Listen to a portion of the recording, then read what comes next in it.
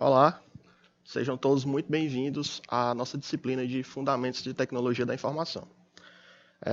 Nós vamos ministrar essa disciplina dentro do curso de Técnico em Informática, em Desenvolvimento de Sistemas, para um projeto do Estado que vai ser um projeto em EAD, perfeito?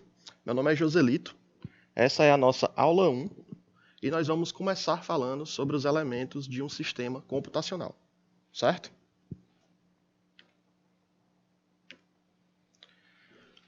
Quando eu falo no sistema computacional, a primeira coisa que me vem na cabeça, é um computador. E o computador, ele é nada mais, nada menos do que uma máquina, certo? Mas quando eu penso no computador como máquina, eu também tenho outros dispositivos que são tão máquinas quanto o computador, digamos assim. Eu posso estar me referenciando ao celular, a um tablet, à televisão, a um videogame. Todos esses dispositivos são máquinas. E o que fazem esses dispositivos serem máquinas? Claro que além dos componentes eletrônicos, é a capacidade de conseguir receber um tipo de entrada, processar os dados, processar essas entradas e gerar algum tipo de saída, certo? Então, os computadores, enquanto máquina, eles recebem um conjunto de instruções. Essas instruções, elas vêm para dentro da máquina, são processadas e geram uma saída. Essas instruções, elas têm como objetivo realizar algum tipo de tarefa, certo? Então, esse tipo de instrução é justamente o que a gente chama de algoritmo, que vocês já devem ter uma familiaridade com esse nome, certo?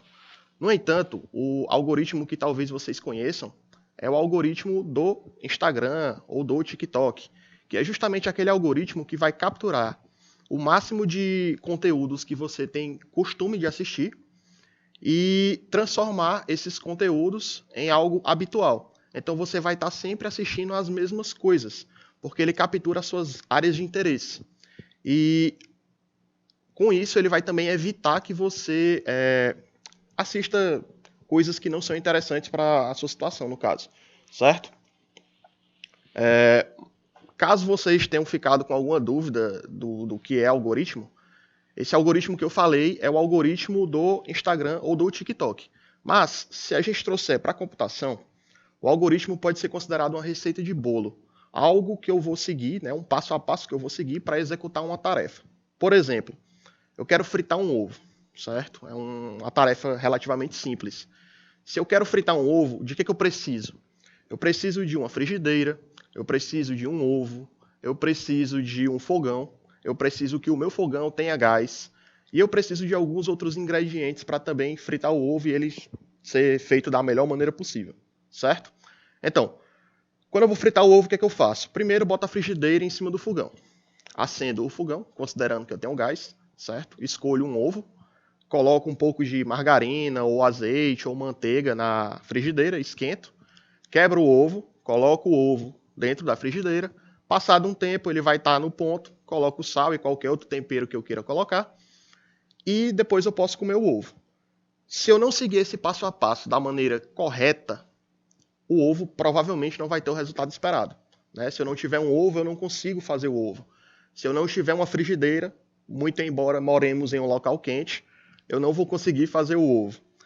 Se eu não tiver gás no meu fogão, eu também não vou conseguir fazer o ovo. Então, o passo a passo tem que ser executado da maneira correta. Da mesma forma, o algoritmo ele tem que seguir um conjunto de instruções definidas para poder realizar uma tarefa, certo? Falado de algoritmo, a gente pode fazer uma tabelinha para comparar dois conceitos que também são de igual importância para o sistema computacional. É o conceito de hardware e o conceito de software, certo? São dois nomes que vocês vão escutar bastante nessa área. E quando eu falo em software, eu estou falando em um conjunto de um ou mais algoritmos, certo? Eu estou falando da parte que eu chamo de parte lógica da computação, ou parte lógica da máquina. É a parte pensante. E quando eu falo em hardware, eu estou falando na parte física, nos dispositivos físicos que compõem a minha máquina, certo? Então, quando eu falo em software, Eu posso dizer que eu tenho os programas de computadores, os aplicativos do meu celular, os aplicativos de um tablet. Quando eu falo na televisão, eu tenho os aplicativos da televisão, que eu acho lá na loja da TV para comprar, para baixar. Quando eu falo em um videogame, são os jogos do videogame. Então, toda essa parte que representa os aplicativos ou os programas de um dispositivo são justamente o que a gente chama de software, certo? E quando eu falo em hardware, eu estou falando dos componentes físicos. Todo aquele material que eu consigo pegar, capturar e utilizar para fazer entradas e receber saídas do meu dispositivo eletrônico, certo? Então, quando eu penso no hardware, eu penso nos dispositivos de entrada e saída, eu penso nos processadores, eu penso nas memórias, eu penso no mouse, no teclado, no monitor de um computador, certo?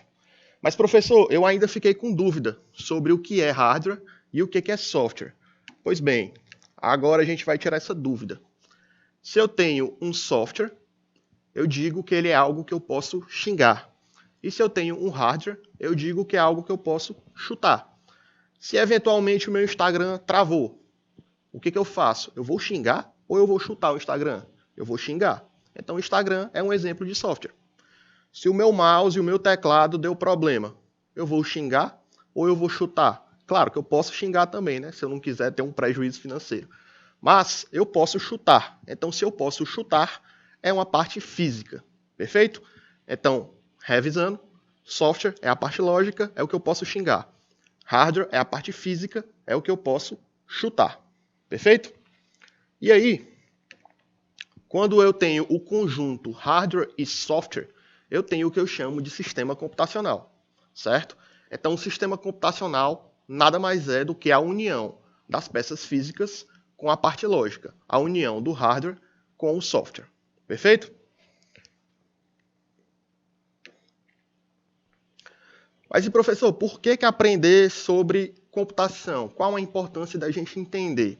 Primeiro, tudo em dia hoje é computação, né? A gente está vendo avanços tecnológicos acontecendo em uma velocidade altíssima, então é muito importante que a gente saiba lidar com isso. E é importante também saber o histórico, como foi que chegou ao que conhecemos hoje, certo? Então, pensando nisso, primeiro de tudo, a gente tem que a palavra computador vem de computar, que vem do latim computare, que significa nada mais, nada menos do que fazer cálculos. Então, o computador é uma máquina que consegue fazer cálculos. Morreu. Esse é o significado do computador. E como ele faz cálculos, dizemos que por isso ele está inserido na área de exatas. Mas, professor, eu vou trabalhar sempre com cálculos? Não. A gente diz que ele está inserido na área de exatas porque ele trabalha com valores, com números. E não se enganem, o computador não é uma máquina inteligente. Ele não consegue se comunicar com a gente no idioma que a gente conhece. O computador entende a ausência e a presença de energia. No caso, a gente trabalha isso e vai ver mais à frente, né, o famoso sistema binário, que é o sistema formado por zeros e uns, considerando o zero a ausência de energia e o 1 a presença de energia, certo? E por isso que o computador ele entende valores, né? Ele entende quando eu estou passando energia para ele ou quando eu não estou passando. São os famosos impulsos elétricos, certo? O computador ele é capaz de realizar cálculos e tomar decisões lógicas, mas, professor, o ser humano também faz isso. Por que o computador é melhor? Bem simples. O computador consegue realizar essas tarefas de maneira muito mais eficiente do que o ser humano. E quando eu falo muito mais eficiente, eu tenho que o computador ele trabalha com uma velocidade e uma precisão muito maior do que a gente, certo? Se eu pedir para qualquer um de vocês somar dois valores, 1 mais 1, por exemplo, vocês vão me dizer rapidamente que o valor é 2. Mas se eu pedir para vocês somarem dois valores de capacidade milionésima ou bilionésima, por exemplo, vocês vão demorar a me dar o resultado. E como vocês vão demorar a dar esse resultado, eu prefiro algo que seja mais imediato. Então eu utilizo o computador para fazer essa operação. Além de tudo, vocês podem errar a soma por ser valores muito grandes. E o computador ele não vai errar. Eu digo que ele não vai errar, mas é claro que ele tem que ser instruído a fazer aquilo da maneira correta. Eu vou, por exemplo, como eu faço em uma calculadora, né, passar dois valores e dizer qual a operação que eu quero fazer. Quando eu disser que eu quero fazer uma adição, uma subtração, uma multiplicação ou uma divisão, ele vai rapidamente calcular e me devolver o resultado, certo? Então, o computador ele tem uma série de vantagens em relação ao ser humano. A primeira, eu acabei de discutir com vocês, é a rapidez na execução, certo? Eu consigo realizar tarefas bem mais rápido. A segunda é a confiabilidade dos resultados obtidos. O que é a confiabilidade dos resultados obtidos? Precisão nas respostas. Eu consigo ter certeza que a resposta que eu gerei é correta, certo? E por fim, e não menos importante, trabalhar com a grande quantidade de dados, certo? Eu acredito que a maioria de vocês tenha Instagram ou TikTok, por exemplo, mas eu duvido que cada um de vocês saibam quem são os seus seguidores ou quem vocês seguem, de A a Z. Ninguém tem essa informação, mas o computador tem, o Instagram tem, o TikTok tem. Então, os dispositivos, através da computação e do armazenamento de dados, conseguem ter uma noção dos valores muito melhor do que a gente, certo? Então, aqui são 3 das vantagens do computador. Claro que eu posso enumerar várias outras, mas essas são suficientes para a gente entender que o computador trabalha melhor do que o nosso cérebro, certo? Por hoje é só. Na próxima aula começaremos a falar mais da evolução das máquinas a partir dos precursores e da geração zero, certo? No mais, eu só peço que vocês deem uma lida no material complementar que vai estar disponível na plataforma com referência dessa disciplina e que realizem o quiz também, para poder fixar o conteúdo que foi visto na aula de hoje. Perfeito? Até mais!